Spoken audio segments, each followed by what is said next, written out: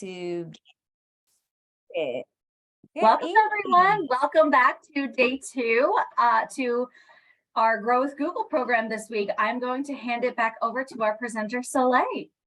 Right. Thank you so much, Colleen. Thank you all for having me back again. We are working on part two of Launch Your Business with Customer Focused Marketing. So if you missed it yesterday, it's okay. A recording is going to be sent out and it's going to be on the YouTube channel, I believe. And you'll get to soak up all of the goodness that we'll talk about today. Let me go ahead and introduce myself as well as my beautiful coach assistant for today. My name is Soleil Mead. I am your Pennsylvania Grow with Google digital coach.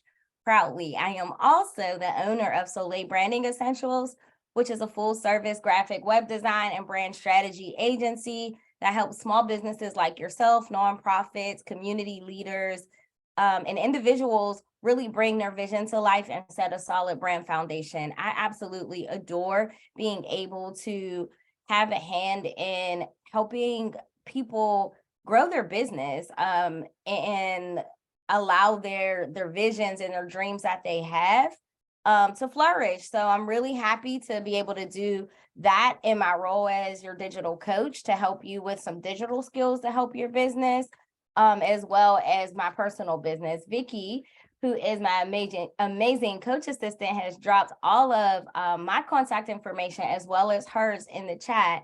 Vicky is the Texas Grow with Google digital coach. She is one of the very founding coaches of the program whenever it started several years back. She is a small business guru. She has had multiple different small businesses, coach with Google, international speaker. She is very knowledgeable about Google products and so much more when it comes to your small business. So absolutely make sure you take a moment to reach out to us if you have questions, if you need some advice or anything regarding your business. That's what we're here for as your digital coach. So I want you to remember that today's session is about you. It is about you being in a safe place for you to be able to ask the questions, for you to be able to learn freely and to communicate and engage with your peers as well as us as your coaches. So don't be shy. We are going to have a lot of engagement happening in the chat. As you can see, Vicky is dropping information, and we will continue to drop information throughout the night. You can feel free to ask your questions in the chat or jot them down, and we will try to leave some room for question and answer at the end, but we usually kind of touch on them as we go through. I see that someone is asking about getting access to the recording of part one. So if you were registered yesterday, whenever the recording is ready, then the team is going to make sure they send that information out to you 9 times out of 10 via email. So you can just keep an eye out for that as it comes. So let's go ahead and talk about our agenda for today. Yesterday, we talked about the 4-part customer journey, and we started with the first 2 parts of the customer journey. And today we are going to do the second half of that, which is marketing. And well, we're going to talk about marketing again. That's not one of the last pieces in the customer journey. Marketing is what we're here to talk about in general. So we're going to touch on marketing again, and then we're going to go into the last 2 phases, which is to convert, to get someone to actually make a purchase or choose you. And then the last one is to sustain them. So we want to keep our customers. We want to have them so loyal to the point where they're telling other people about them. And we're going to get all into that in today's session. So I want to know, same question I asked yesterday, who is in the room? We have a business owner. If you're a business owner, type 1, an aspiring business owner 2, or 3 in the chat if you're neither and you're just here to learn.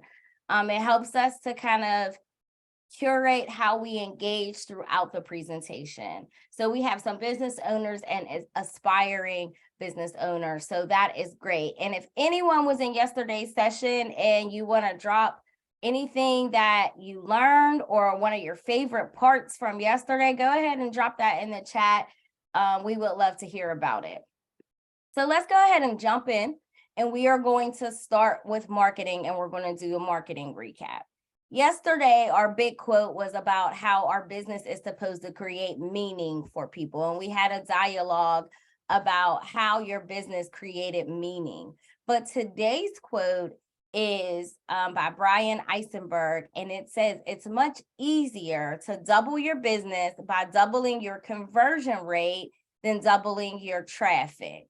So that is really key for the second half that we are going to cover today. We are talking about converting and making an actual sale, taking someone from that awareness phase, then to that consideration phase, to them actually partaking in your service and what you offer. And the reason why this quote is so important is because you want to double your conversion rate, because conversion is actually equal to customers. Traffic is literally, I have all types of traffic go up and down my street. Let me use an even better example. Throughout the day, I hear large trucks going up and down my street. They're usually Amazon trucks or FedEx or UPS. And guess what? Not everyone stops at my house to drop me off a package, right? So you want to double your conversion. You want the trucks that are stopping by to deliver you something, to engage with you, to actually partake in what you have to offer in your business. So let's go ahead and go over marketing again. If you were here yesterday, this slide is not new to you, but we talked about the importance of marketing. What is marketing? And marketing is that effort to create meaning. We talked about debunking the idea that when we think of marketing, we only think of the visual aspects. Or we think about marketing, we think about ads and commercials, which all of those are means in which we can market and reach people through marketing, but they are not the foundation of marketing. The foundation of marketing is you creating meaning for your customers, you making that connection with them, being able to tell your story or tell them how you stand out, to build relationships with them. You get your customer to trust you by the way that you present the messaging about your brand, how much information you divulge to them, how easy you make it for them to navigate through your website to make a purchase or to secure your services. And you build credibility that way. Marketing is also about how you influence your customer across the entire journey. We don't want you to only influence in the conversion stage. So if you are only influencing people once they have made a sale, then you're putting all of your effort and energy into actual customers, and you're missing the people that are very interested and engaged in the consideration or maybe even the awareness phase. So you want to influence them intentionally and strategically at each stage in their journey. And that's what we talked about yesterday. And this is a replay of what we talked about yesterday. So we focused on awareness, which is how you reach your customers. How do they find you? Is it through word of mouth? Are they doing a Google search? Is it through an ad that you run? And being intentional about understanding and knowing your audience, what they like, what they do, what social media platforms they are on. How are they communicating? What do they want to see? And then you are going to translate what you learn about your audience into how you reach out to them. And then a second phase was engage. So now you reached out to your target audience.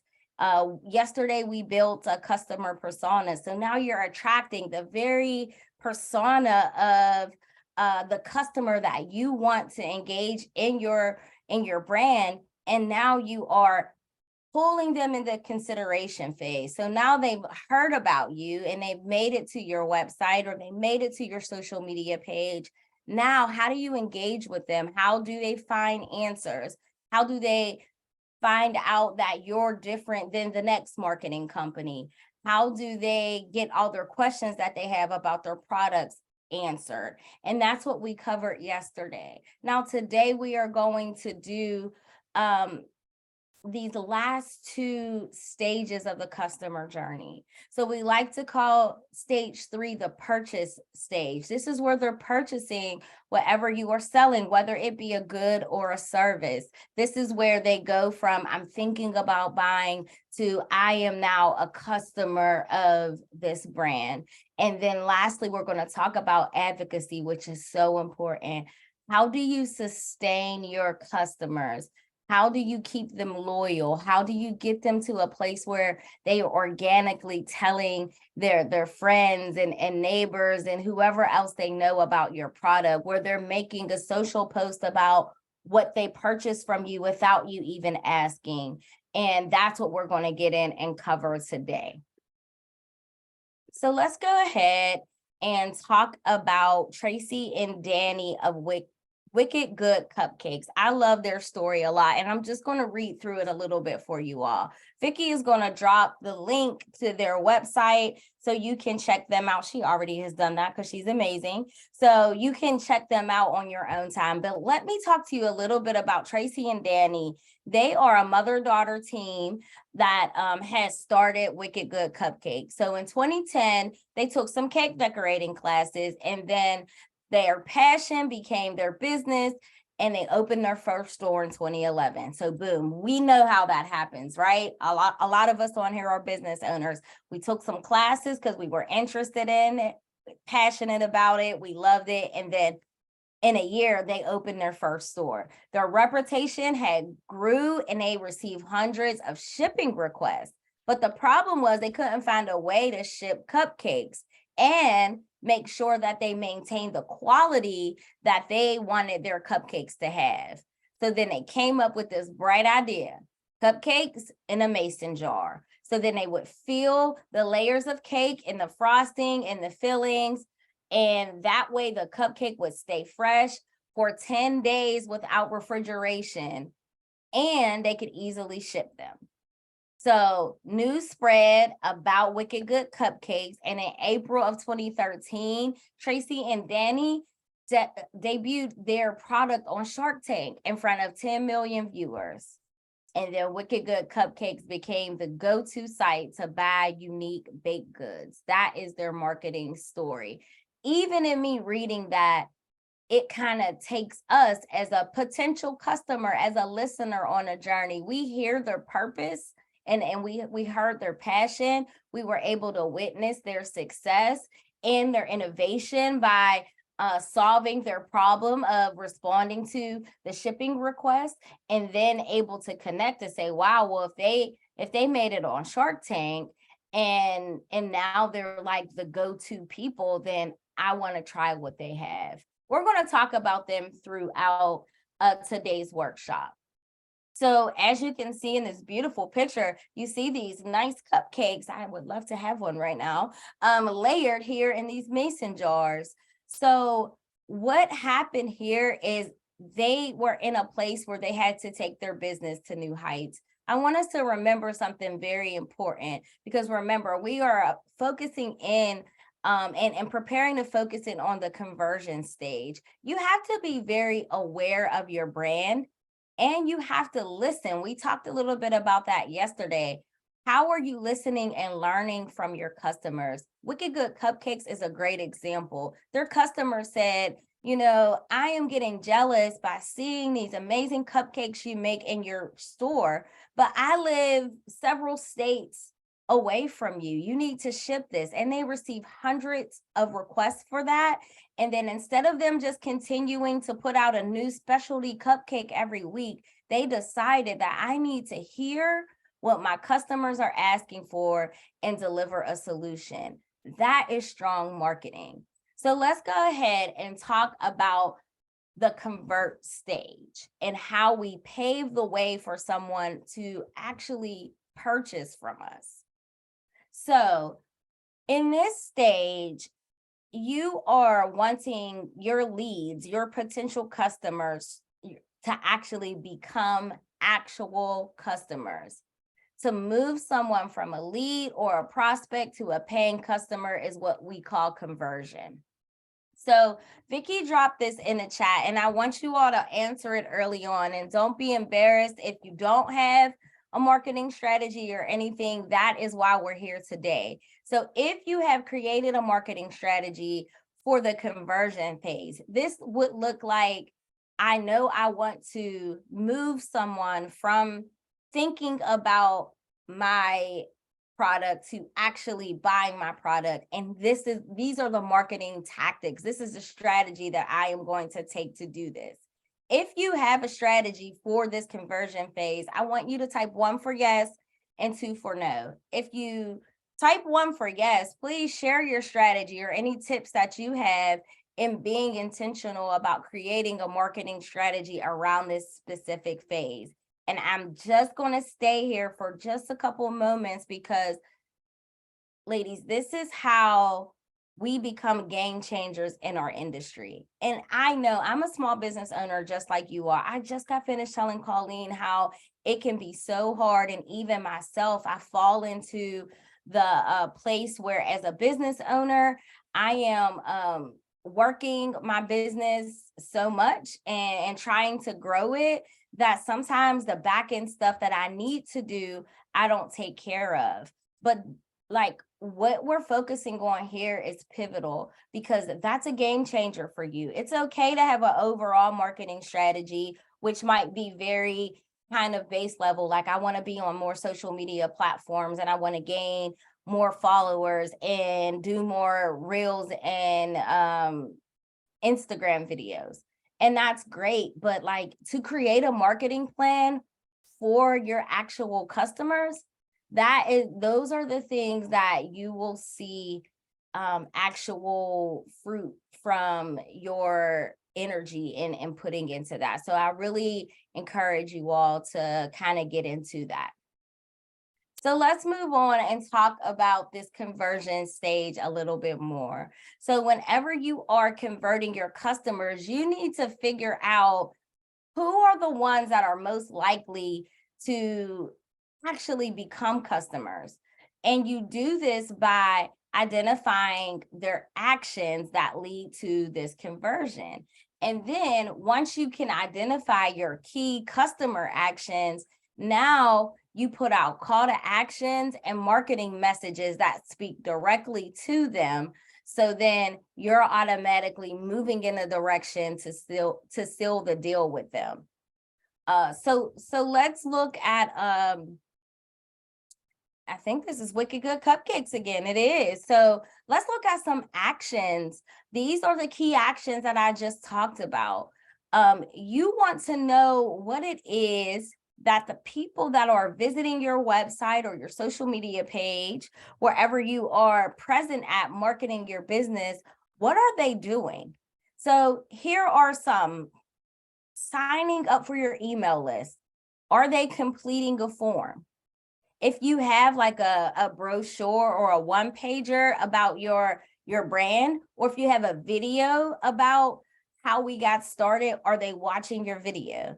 Are they signing up for samples or a trial? Are they downloading your app if you have one? Are you getting calls or emails, people asking questions or wanting to set up a consultation? If they are actually putting items in their cart, but not actually making a purchase. Now, all of us know, I mean, we all could probably raise our hand and say we've done most of the things on this list, right? And from the business owner perspective, anyone who takes any of these action are showing some type of interest in you. So the goal is, if you look at your business and you notice like, wow, people sign up for my email list almost like every week, I gain several people, then that's a key indicator for you that is a good marketing tool for the audience that is interested in you. You need to talk to them more through emails. It's really important to remember that all these key actions won't be online. And Wicked Good Cupcakes perspective, their key action might be visits to the cupcake truck and offering samples. And you might say, well, how do they measure that? Well, maybe they put out 50 samples every day. And then at the end of the night, if there's only 15 left, then they're knowing that people are coming past this number of people actually took samples today. So again, you want to, when you think about key actions, they're not all online or all digital.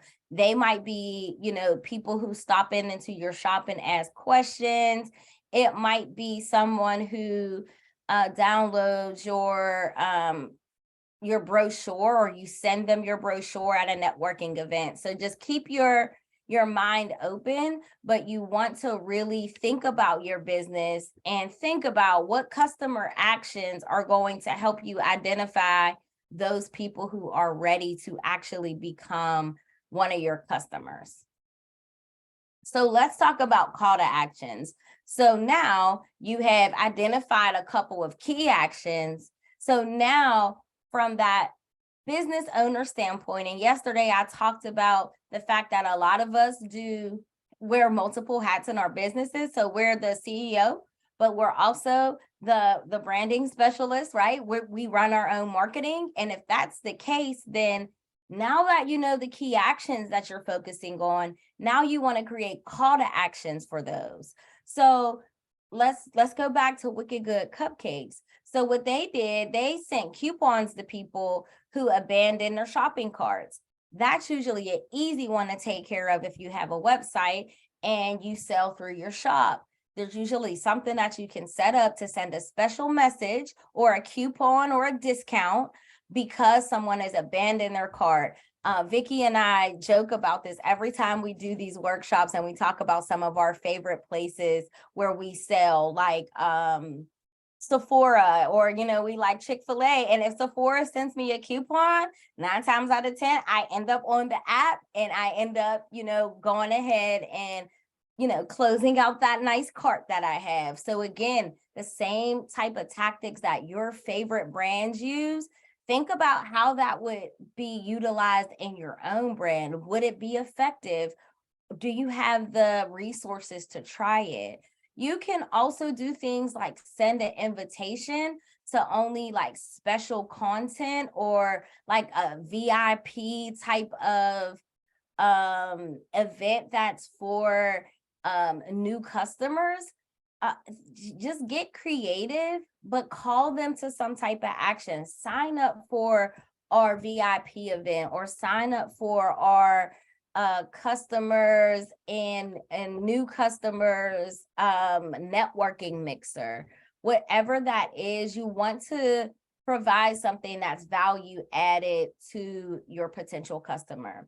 When you are thinking about creating marketing for your potential customers, you want to keep them at the forefront of your mind all of the time. You want to think about what it is that's going to move them to action. You also want to make sure that whenever you are creating the messaging for these call to actions, that you're creating them in a very persuasive way. So you are telling them to do something, call now, or reserve your space now, or act quick. This offer is only available for a limited time. So, you don't want to sound too salesy, and we talked about that yesterday, but you do want to be very intentional about calling them to action. Free shipping is a good one. People love whenever, I don't know, sometimes whenever the shipping comes on, I'd be like, what, never mind. Never mind. Like that's a whole nother outfit. So free shipping sometimes helps. Also, customer testimonials, because sometimes people's items or even services, for you all who are like me that don't really sell products, but I sell a service. If I notice, for instance, whenever someone views my brochure and then they don't follow up and like fill it out, I usually will follow up with them, and I'll talk with them about what some of my other customers have said, or see where they're at in their journey, or what the barrier that they're facing. in order to actually move them forward. So, you can use testimonials to help them make that decision as well. Another really important part in the conversion stage is making it easy for people to purchase something. So, if you sell online and you have an e-commerce site, your checkout experience should be like seamless. If I want to buy something from you, I shouldn't have to, toggle back and forth to type in your Cash App to create the like to, secure the purchase and then email you my address. Like, no, you want it to be as seamless as possible. One of the big hurdles that a lot of people run into is they require guests to sign in so they can kind of capture maybe some more information from them. And sometimes that sends people running. They want the option to check out as a guest. They don't want you emailing them or texting them every day about your sales and things like that. And we need to give our customers that freedom to choose. So when Wicked Good Cupcakes wanted to make their checkout faster and easier, they reduced the total number of checkout steps that they have. So again, you want to be strategic. If you know that a lot of people are abandoning their cart, then you would want to go back and look at what steps. So they go to my shop, they add it to the cart, and then they have to log in, and then they have to confirm their email, and then it brings them back to the checkout process. That's a lot of steps. Can we take out confirming the email? Can we take out the login portion, allow them to check out as a guest? The other thing is making sure that you're offering a variety of payment options too. So if you only take PayPal, some people have had bad experiences with PayPal and they hate using it. I personally like PayPal, but I've met tons of people who had one bad experience and no go. You want to have diversity in your checkout options, so it's easy for people to do that. And Wicked Good Cupcakes perspective, what they did was they used Google Analytics to see how often the changes that they made to their site, like removing the confirmation of the email, affected their sales. So we're going to talk a little bit more about that soon, actually, in this next slide. So I do want to know, who has a Google Analytics account connected to their website? So if you do, type 1 for yes, 2 for no, and 3 for no, but it's on my list of things to do. All right, wonderful. So you all have analytics connected to your account. So that is great.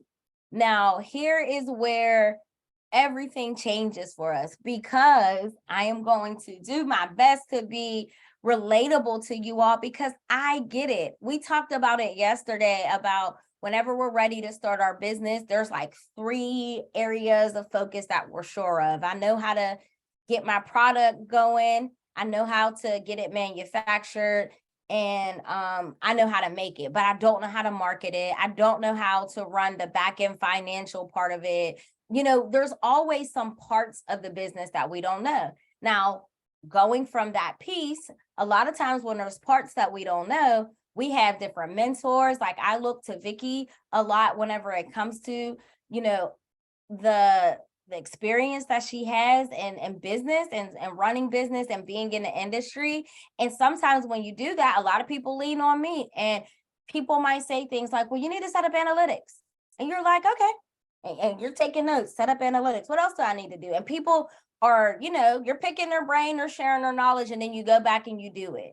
But then now you say, oh, I have an analytics account, but we're not using it to help us to make decisions, right? So in this case, you want to use your analytics account because it's going to tell you how people find your site. It's going to tell you how they are getting that awareness about you. It's going to tell you what they do once they find you online. It's going to tell you what pages that they spend the most time on your website. It's going to tell you what area that they came from as far as a geographic area. It's even going to tell you about certain demographic groups that visit your website, whether it is more male or female, different age demographics. What channel drives the most source? Are they coming from Google? Are they coming from Facebook? Are they coming organically? It's going to tell you so much. I'm going to take a moment and focus in on the conversion reports because we are talking about converting your client. So when you have analytics, there's this entire conversion report that you can see that shows you very important business activities, such as like a purchase, and how your channels work together towards making the conversion. You also could measure the key actions. So, if email signups is one of them and a form submission is one of your key actions, then a conversion report is going to report to you how many email signups you had and how many people completed the form. And then that way it's going to tell you whether or not your key actions are working. You also may want to make changes on your website based off of the information that you are reading on your conversion report. So all you need to do is look at the report for a recent period and then make the changes on your site and then monitor that report again to see how that change affected the behavior on your site. So for everyone who has analytics, which I'm super happy to see all of the ones show up because a lot of you have it, make sure you are using it from a strategic lens. If you're still trying to figure out what that looks like for your business, then email me, email Vicky, and let us know what you're doing so we can say you're spot on. Just make sure you check it every week. Or, if you notice this happens, switch it up a little bit so we can make sure that you don't just say you have it, but you're utilizing it to make decisions. So we also have another tool called Google Ads. So Google Ads is also helpful to drive conversion. So I do want to know, have any of you ran Google Ads for your business before? So let me know. 1 for yes, 2 for no, 3 for no, but I'm going to get to it. So one of the advantages that we have for digital advertising is it allows you to deliver very specific content to specific groups of people through ads. So once you know your target audience, you've built your customer persona, you're studying your analytics, so you're seeing the demographics and all of the marketing segments of where your people are coming from. Now you are at this point of leverage where you can create an ad for the people that are right at that brink of converting, the people who are abandoning their cart, all the people that are signed up to your email newsletter, all the people that are interacting on your blog. That could be a key action. If you want people to read your blog and you post it and you notice that the views are ticking up, that's a key action that's working for you. Now, creating an ad around your most lucrative or most engaged key action would be brilliant for you because now you're putting your dollars behind the areas that you have proven to be true to work in your business's favor. So there's a lot of formats that your ads can be in. They could be a text ad, it could be an image ad, shopping and video ads, and those are on the Google platform. Reason why Google is great to use ads on is because your ad can appear in search results. So whenever you set up your ad, you're typically setting up keywords, you're creating a description and utilizing. We talked about keywords yesterday, and is it helpful to utilize them in your website information and business descriptions? And we said, yes, it's also important to infuse them into your ad copy when you make an ad as well. So I wanted to just make sure I touched on the importance of Google Ads. I see a couple of you have ran ads, some of you have not.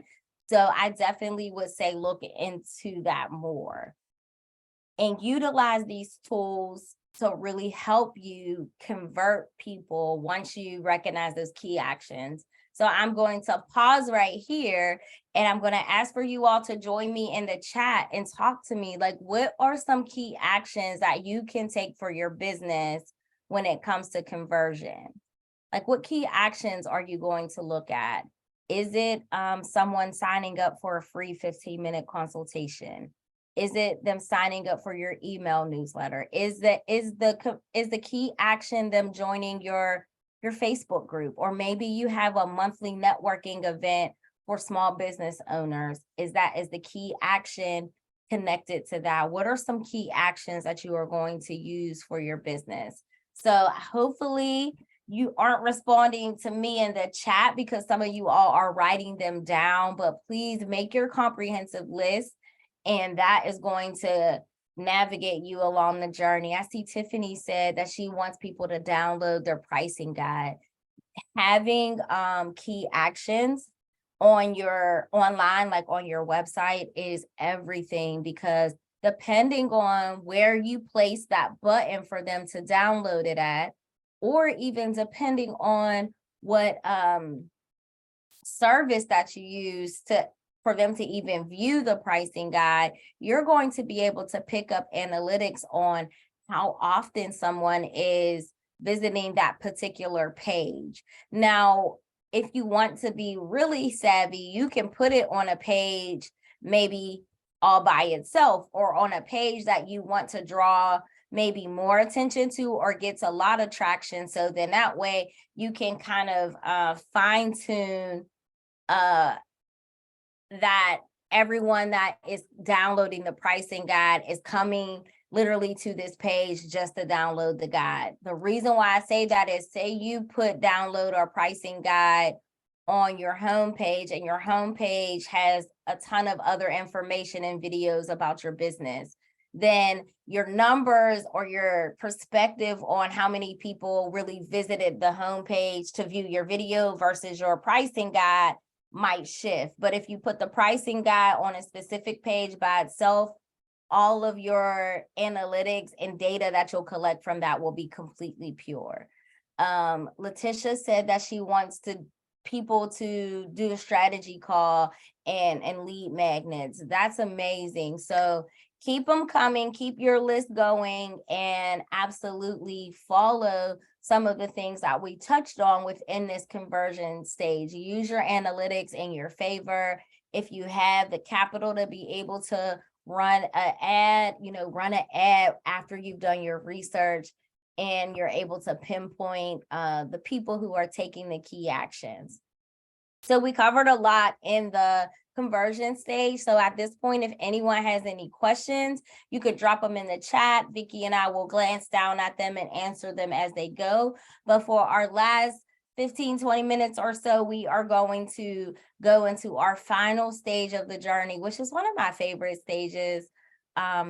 I can't really tell you why, but I just love the sustain stage. I think it's because it's a mark of success on our business. It's one thing to have someone to buy something from you one time, and that sale is everything to us as business owners. But when someone keeps coming back, when someone takes that step to leave a review, when you hear someone say, oh, well, such and such told me that I should come to you for this, it really validates our vision. It validates why we do what we do.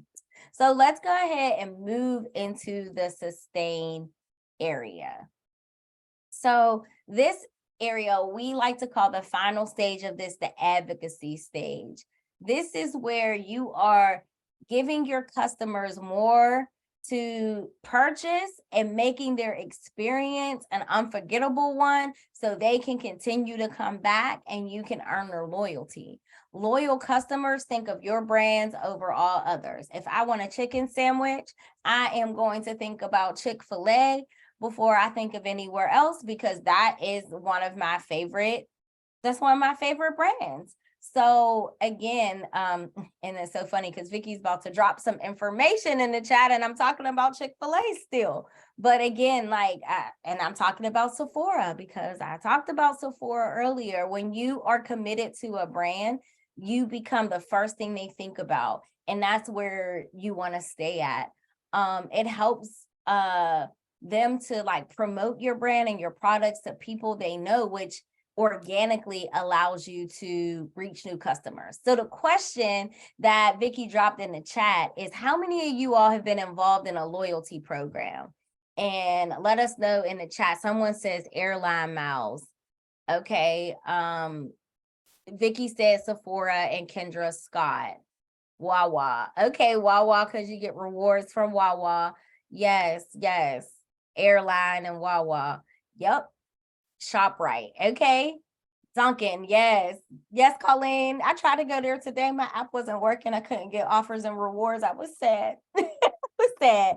But yeah, so this is good. So the same way you all shot off those brands that you know have loyalty programs, a lot of you all put those exclamation points, and the quickness of you putting them lets me know they came right to your mind. So that's the same way that we want our customers to think about our business. So in its final stage, we are really focusing on creating and connecting to a customer that stays interested and engaged with our brand. They're almost wanting to know, well, what's next? For me, in my case, a lot of my customers, "Well, when are your books going to open again? When are you taking new clients for that?" And they'll wait for me. And that has been so pivotal, like that for me as a business owner. It kept me going, because if I'm like, well, I'm overloaded and I'm trying to grow my team, and you have someone that's like, well, we'll wait for you, we'll wait until you're ready, that says a lot about someone's loyalty to you and the type of work that you do. So in your mind, I want you to ask yourself, I want you to think about a compliment or a feedback or something that one of your clients or your customers have said to you that really like puts a stake into why you do what you do. And then I want you to ask yourself, how do I create more of these types of customers? How do I create more value to them? How do I continue to deliver excellent customer service, new products, new programs, and keep them happy? So happy customers are naturally going to tell other people about their experience, which can easily put you in a place where you are organically getting referrals. My business is, I think, a little shy of 10 years, and I've only been doing my business full time for the past, it's going on 3 years. And the entire time, my business has ran by word of mouth and referrals. I've never had to run an ad. I've never had to run a special. And I am extremely grateful for that. But I have to look at, well, what have I done to keep that? Like, how do I continue to sustain that? And that's what we want to ask ourselves. So let's get into talking about how we can continue to sustain that like staple customer that we've had. So one of it is building the loyalty. Stay in touch with them. Don't let them buy one thing from you and then they never hear from you again. Follow up with them. Again, if you have a service-based product like me, once you close someone out, 6 months out, follow up with them. Make sure you're sending a satisfaction survey afterwards. You want to turn them into advocates for your brand. When you do that, you're going to build deep relationship with them, and you're going to also put them in a position where they're telling other people. It's okay to ask your valued customers to do a product tutorial for them or to create a review for you. And it is also okay for you to ask them, what can you do better? What can I do better for you? That's a great question, because now the changes you're making in your business are connected to the people that you're serving, and that is very important. So here are some ways that you can sustain customer loyalty. So you can have a VIP group. You can have exclusive offers just for them. You can create discounts and perks. Birthday, people love like birthday rewards. You can even have personalized programs for them. Making your valued customers feel special is a sure way to create loyalty to them. So you want to ask yourself, who are you more likely to trust? A recommendation from a friend, or an ad? Let me know in the chat. Who are you more likely to trust? A recommendation from a friend or an ad that you saw? Let me know. Yep. So everybody that's responding right now is saying that I'm going to trust the recommendation over the ad. And you line up with 92% of consumers that trust word of mouth recommendation over other types of marketing. People want to know from someone who is tried and true. And those are the important reasons to not just focus on creating a loyal company or, excuse me, a loyal customer, but you also want to encourage advocacy. Because if we respond best to word of mouth, then we want people to not only be loyal to us, but also talk about what we have going on. So here are some ways that we can encourage customer advocacy. And I see that Tiffany had a question for a service-based business like an agency. What loyalty suggestions do we have? So looking at the list that is on the screen right now, I would definitely say that as far as loyalty, I love the idea of testimonials and case studies. So that's something that I do as a service-based business. There are certain clients that I have done exceptionally well. Now, a part of that, Tiffany, is us being able to have mechanisms in place, following up with our clients, following their businesses to see how they're growing, to see like they make an amazing case study, right? So you can encourage customer advocacy by doing a case study on them. This case study is saying like, I started working with such and such a year ago, and since then, this X, Y, and Z has happened for their business. This is where they were in the beginning, and this is where they are now. These are the services that I provided for them. And, when you do things like that, make sure it's not all about, this is what I have done, so this is why you should, purchase from me or connect with me, but also, make sure to esteem your customer as well. This person came into this service and he or she was ready to work. They followed the directives that I gave them. They did the work that was necessary. And because of that, along with our skill set, we were able to get them to this place. So case studies are really great. Also, I recommend doing surveys. Do a satisfaction survey after any key touch point or at the completion of a service. So for instance, I send out a satisfaction survey after I do a strategy session with someone, because sometimes I just have one strategy session and I'm done. But I also send one out at the completion of a project as well. So when you want to encourage your customer advocacy, ask for reviews, get testimonials, and that's a great place for you to offer a coupon or enter them into some type of giveaway connected to your business for leaving a review. Sometimes we got to give a little bit to get a little bit. You can run contests with them, even encouraging them to share on social media. So I do want to know, who has a Google business profile? We talked about that yesterday, but if you have a Google business profile, let us know. One of the key things that I encourage you to do is to log into your business profile and navigate to your review section, and it will take you to an area where you can copy the link for you to gather reviews. And I encourage you to make a note on your phone and a note anywhere else important to you and paste that link there so you use it. Send that link out, post it on social media ever so often to generate some reviews for you. Here's a couple tips on managing reviews. You want to make sure if you get a review, respond to the review. It's always nice to see how an actual business responds to a review versus how they're just allowing them to collect. You also want to write genuine and courteous but short responses.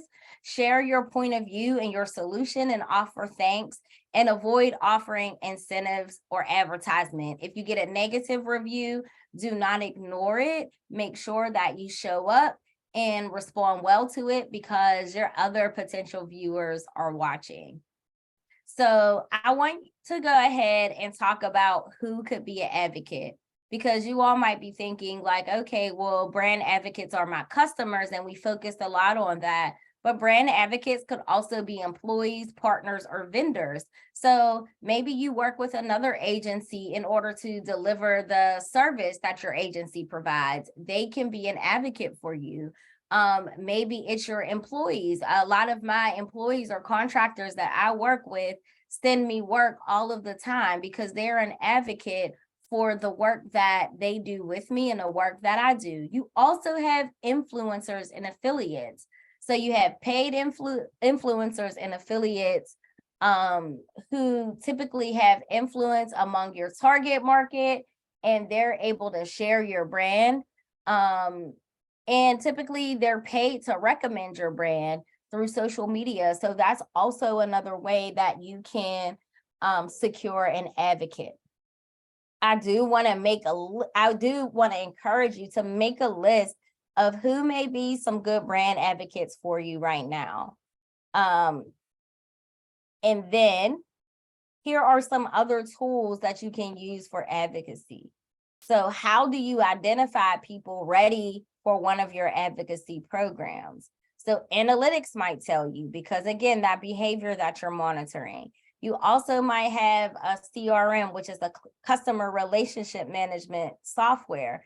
It's going to keep track of your customer purchases. It's going to let you know if they keep coming back. If they keep coming back, then they might be a good person to take part in your advocacy program. There are also like specialized advocacy marketing platforms or customer experience platforms. You could do a Google search to learn more about those. You can also try an affiliate program. Affiliate marketing is pretty much an agreement in which a business pays another entity a commission for driving website traffic to their website or, to their brand. So you can do affiliate marketing with a brand that is like within your industry. And you can also do it by claiming your free business profile. Some of you have them already, but utilize that business profile to develop relationships with customers by like activating your messaging, responding to your reviews, posting new content. So when people are searching for you, you can come up. So the last thing that I'm going to ask you all to do is to create an outline for your loyalty program. Well, I think somebody might have already answered that they wanted to do like birthday rewards. So what type of loyalty program do you want to focus on? And is it rewards? Is it discounts? Is it a special group? So like, tell us in the chat, what do you think that you may want to do for your customers as we cover this information? And I am going to, in our last couple minutes, go ahead and do a recap and resources. I do want to prepare you all. So drop in the chat what you learned from today, what stood out to you the most, because we want to hear all about it. So we talked about today, purchase and advocacy. We talked about key actions and how we can identify the key actions we want to take and then turn them into call to actions so we can understand that if my key action is download the pricing brochure, then my call to action is to schedule a consultation to review the pricing options, right? So you want to make sure that you get all of that flowing together. You want to streamline your purchase process. And then when it comes to advocacy, you want to build that customer loyalty. Ask yourself, how can I get my best customer times a million? and put that effort and energy in to make that happen. But don't just get a whole bunch of customers coming back, but get them in a place where they are advocating for you and your business and what you do. So if you missed part one, again, both of these parts are going to be sent to everyone who registered, and you can go ahead and watch them back at your leisure. And Vicki has just dropped number one, the questions. I want to hear from you. What part stood out for you the most today? What was a game changer for you? Something that you might implement moving forward. And then we also dropped some tools in here for you. So we do have Google Career certificates. You don't have to have any experience. And honestly, these certificates are thorough and intense and will leave you learning and knowing much more than what you came in. So you can visit that link that Vicki provided to get into the certificates. You also can visit our YouTube channel. We post new videos every Thursday, I think. So videos like this to help you continue to grow. And then last but not least, this is our hub for everyone who is trying to grow. You can find resources and tools here.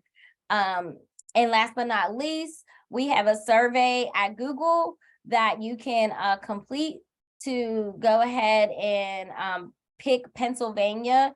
And our Google team reads through all of those surveys to ensure that we are delivering the way that we should deliver.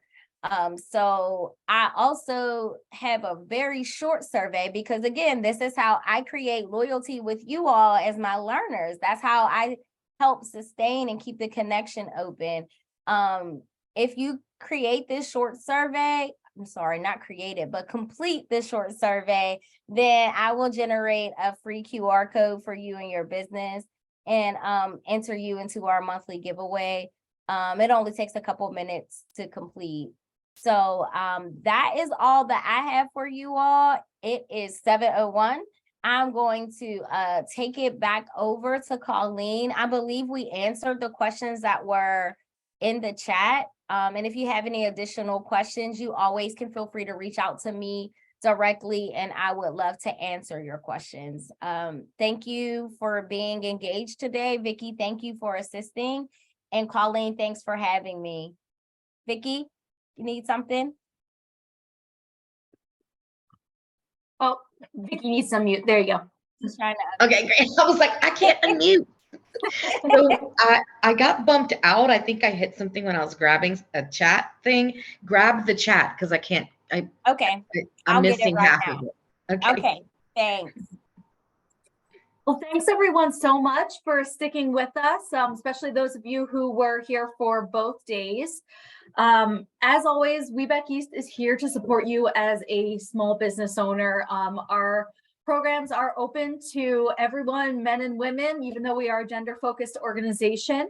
So if you ever need anything, any resources, feel free to reach out to us. And even if we don't have that resource, we will find someone who has it. So again, please make sure that you're signed up for our newsletter, following us on social media, LinkedIn, Facebook, and please stay engaged with us because we are here to support you. And I thank you guys so much. We will send out the recordings within the next day or two, definitely by the end of the week. And I hope you all have a wonderful evening. Thank you again.